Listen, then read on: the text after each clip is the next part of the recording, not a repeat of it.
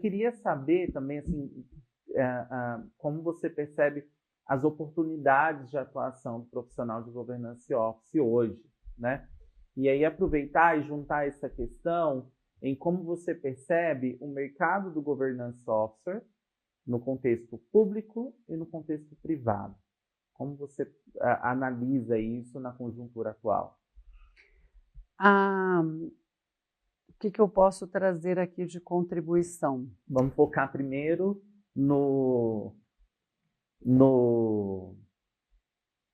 Ai, gente, me perdi aqui agora, olhando para a sua beleza.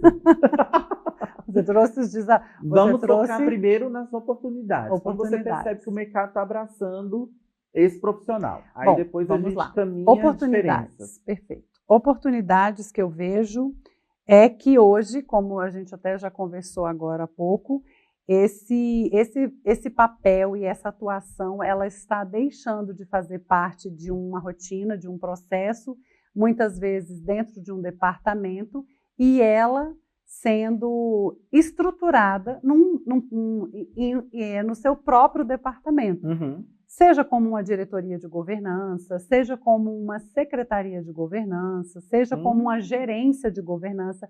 Então, isso já mostra a oportunidade.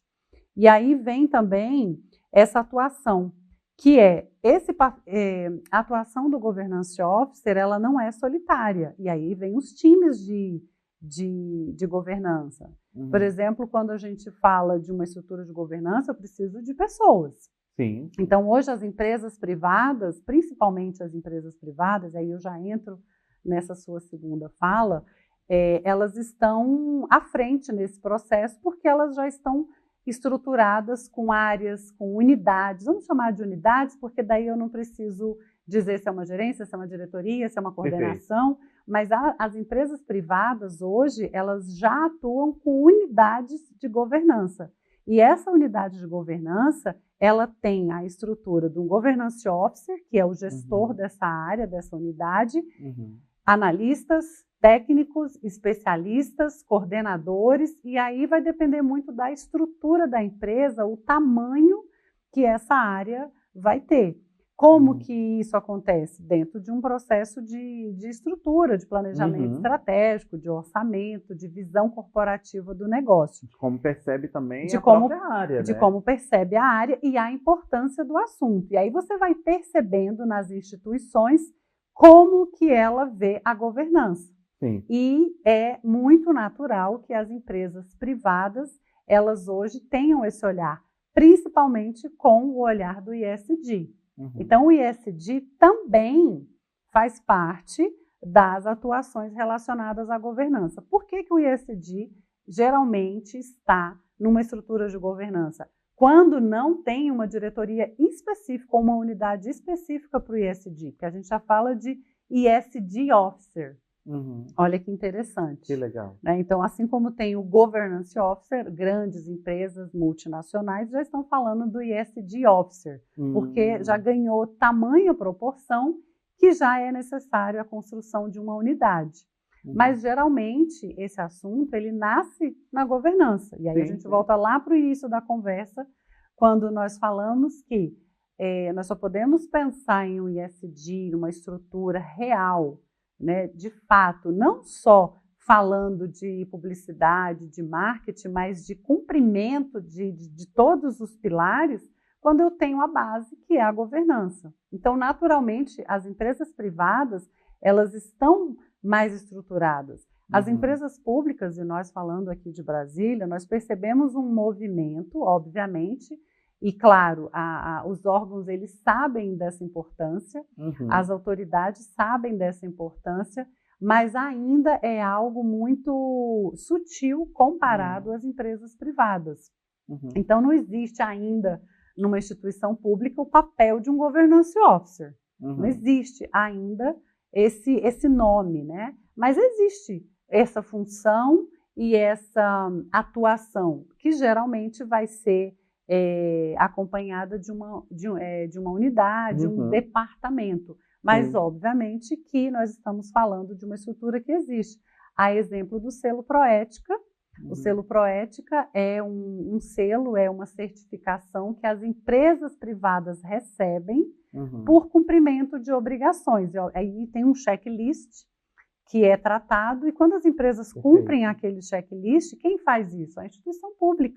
Então, a instituição pública é responsável por acompanhar esse cumprimento. Então, o que significa dizer que a instituição pública sabe do valor, sabe da necessidade e está preparada para essa atuação. Então, hoje nós temos grandes empresas que já atuam com a governança tanto na pública quanto na oportunidade, quanto na privada e na pública, o que naturalmente gera grandes oportunidades.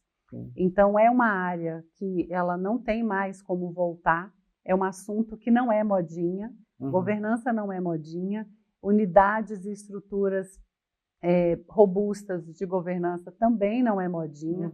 As empresas estão cada vez mais preocupadas em dar transparência à comunidade, à sociedade, aos acionistas, seja uma empresa familiar, seja uma empresa de capital aberto. Então, quando eu falo sobre o tamanho, proporção e importância, eu naturalmente estou abrindo oportunidades para os profissionais iniciarem. E que não necessariamente ele precisa iniciar como um governance officer. Ele pode iniciar como um analista, como um técnico, como um secretário executivo, dentro de uma estrutura de governança. Então, eu não preciso... Pronto, eu quero hoje ser um governance officer. O melhor caminho é que ele esteja inserido dentro dessa estrutura. E ali ele vai fazendo o seu plano de carreira. Ele vai desenvolvendo o seu plano de carreira até chegar numa atuação de governance officer. Maravilha. No contexto público, a gente percebe, por exemplo, a atuação do governance officer dentro das unidades de gestão, da integridade, da transparência, do acesso à informação.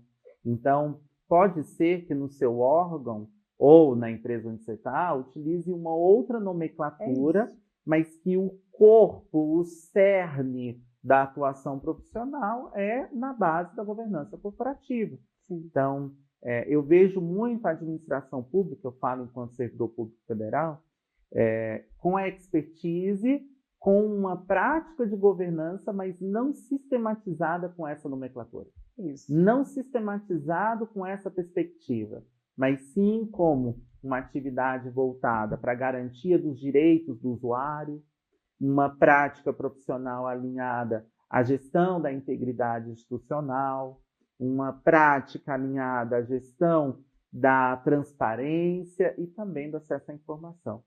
Então, cada grupo vai ter interesses distintos e construções e roupagens distintas. Isso a gente percebe com muita facilidade, até porque a governança também é uma ferramenta dos stakeholders, dos investidores, que não querem correr o risco de fazer um investimento em uma instituição que não tem base.